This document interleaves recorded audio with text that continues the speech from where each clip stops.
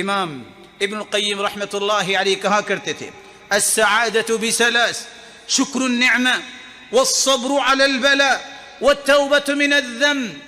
انسان اگر سعادت کی زندگی چاہتا ہے 3 کام کر لے.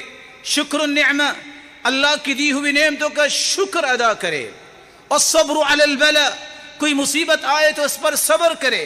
والتوبة من الذنب اگر کوئی گناہ غلطی اور معصیت کے ارتکاب کر بیٹھا ہے توبہ کر لے.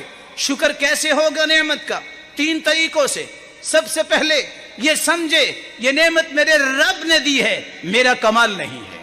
اعتراف. سلیمان علیہ السلام آنکھ جھپکنے سے اللہ نے ملکہ سبا کا تخت پیش کر دیا، لیکن کیا کہا؟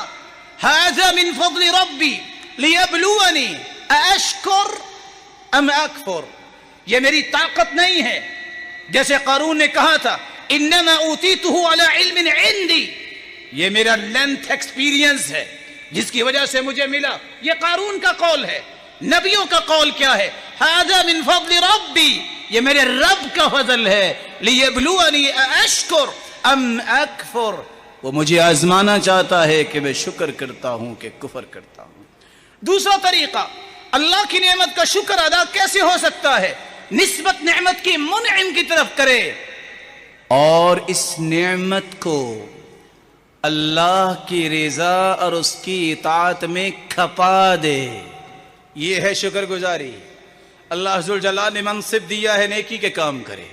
اللہ ذوالجلال نے مال دیا ہے دین کی سربلندی پہ خرچ کرے.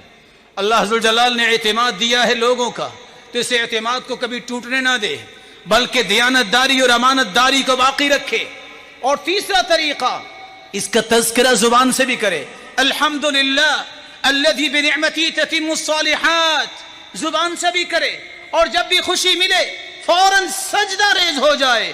یہ ہے شکر کا انداز. اللہ ہم سب کو نصیب فرمائے.